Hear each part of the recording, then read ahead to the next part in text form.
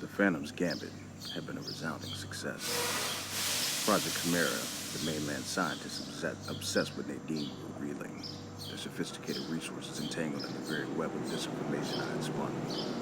The immediate threat to the bunker had been diffused, and the invaluable time bought was not for respite, but for retribution.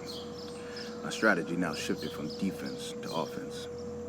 Valkyrie's regime and the dark scientific pursuits it harbored had sought to breach my sanctuary, to seize my most precious asset. They would now face the full, unblinking intensity of the architect's gaze. My return to the mainland was a meticulous exercise in calculated risk. Shedding the temporary solitude of the bunker, I re-emerged into the choking reality of Valkyrie's choked metropolis, the perpetual hum of its subliminal tones immediately pressing against my consciousness. This was not a hasty retreat, but a strategic reinsertion, a predator returning to the hunting grounds, seeking to dissect the very heart of the beast. My Father Malachi persona, now more entrenched than ever after the Civic Rejuvenation Initiative crisis, was the perfect camouflage, allowing me to move with chilling impunity amidst the very forces I sought to dismantle. My objective was clear: to meticulously map and analyze the infrastructure of Valkyrie's regime, seeking the most profound vulnerabilities in their central control systems. This meant delving beyond mere military or economic targets. It meant targeting the very mechanisms of their psychological and informational dominance. Their pervasive surveillance networks and their insidious propaganda machines. Valky, I knew, was not merely a dictator. He was a master manipulator, a mirror image of myself and his understanding of human weakness, albeit one corrupted by absolute power and a different set of objectives. He sought total control over the masses. I sought control over the systems that enabled that power. From my grimy apartment, acting as Father Malachi by day, I orchestrated the initial phases of this deep infiltration. My parish, still reeling from the recent rejuvenation scares, served as an unwitting hub for information gathering. The desperate confessions of my flock, laced with fears of surveillance, whispers of new drones, and grudges against local enforcers, provided a rich, unfiltered data stream.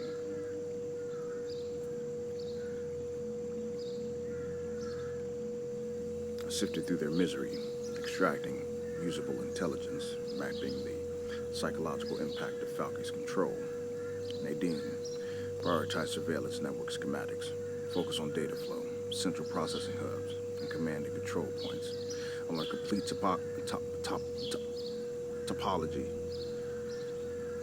of their visual, audio, and more importantly, their psychic imprinting systems. I commanded from the confines of my apartment, my voice a low murmur in the hidden comms unit. Nadine, a silent sentinel in the bunker, was my indispensable partner in this intricate dance. Her unparalleled capabilities for data analysis and remote infiltration were the very foundation of this offensive. She could penetrate the layers of encryption that baffled lesser minds, mapping the labyrinthine digital pathways that connected every surveillance drone, every street-level camera, every public loudspeaker, broadcasting Valkyrie's subliminal tones. The true challenge lay in deeper infiltration of Valkyrie's inner sanctum.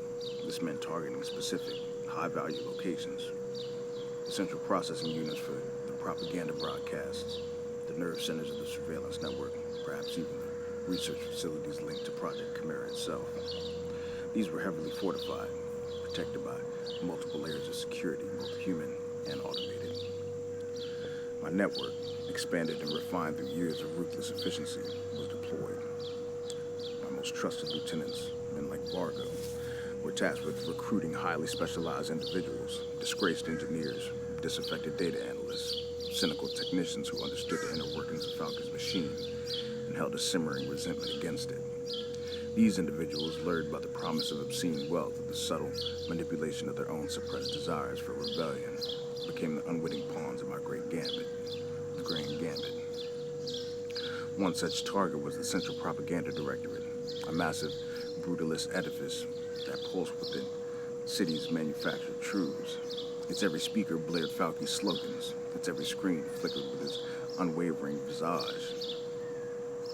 My objective was to map its internal network, understand how the subliminal tones were generated and disseminated, and identify a vulnerability that could allow me to hijack the very waves of the mainland.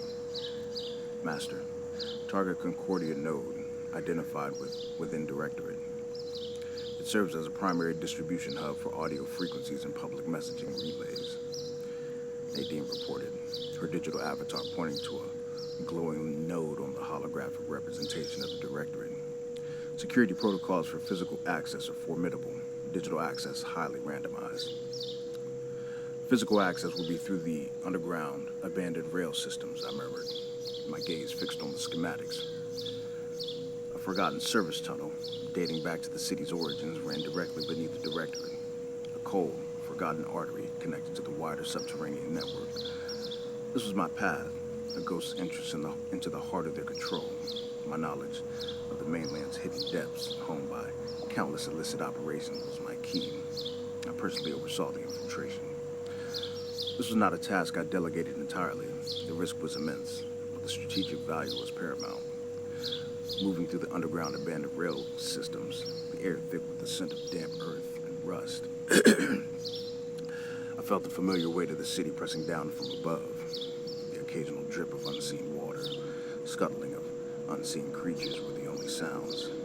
My team was small, comprised of specialists in silent entry and data extraction. Entering the lower levels of the Directorate through a disused maintenance shaft, we found ourselves in a forgotten sub-basement, its walls sweating with condensation. The hum of active machinery vibrated faintly through the concrete above, the monstrous engines of Falke's propaganda. My unique capabilities, my honed senses, allowed me to discern the subtle rhythmic patterns of their security sweeps, the barely perceptible shifts in air pressure that indicated automated patrols. My demigod status was not about magic. It was about an unparalleled awareness, an almost preternatural ability to read the unseen currents of power and weakness. While my team handled the physical bypasses, I focused on the true prize, the data. My hands, still bearing the faint calluses of Father Malachi's daily ministrations,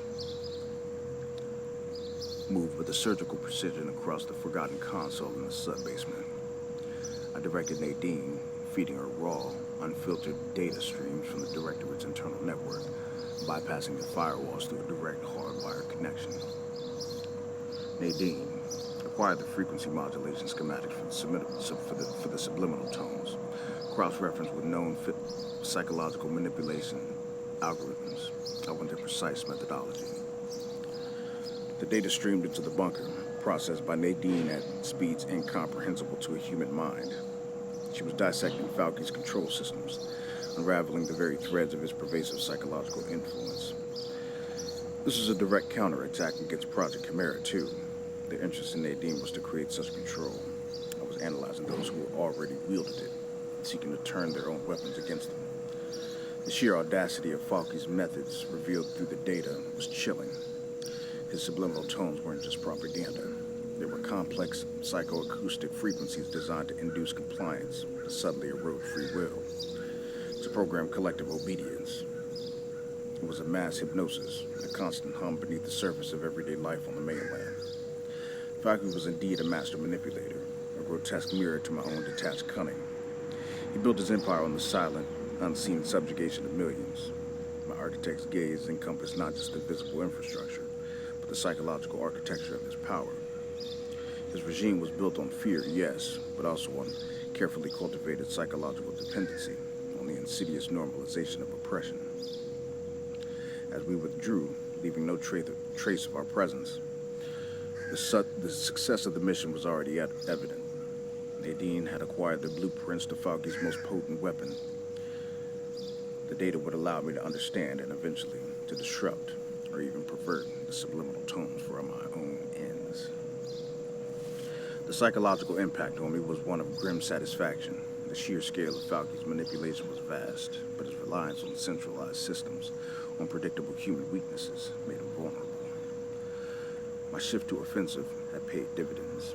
The mainland was a giant, decaying machine, and now I possessed the schematics to its most vital and most vulnerable parts. My influence had expanded, yes, but so had the danger. This direct intrusion into Falke's inner sanctum, even if undiscovered for now, would inevitably draw his direct ire. Project Chimera, now struggling with their internal intelligence issues, would eventually regroup. Their pursuit of Nadine, now me, more desperate than ever.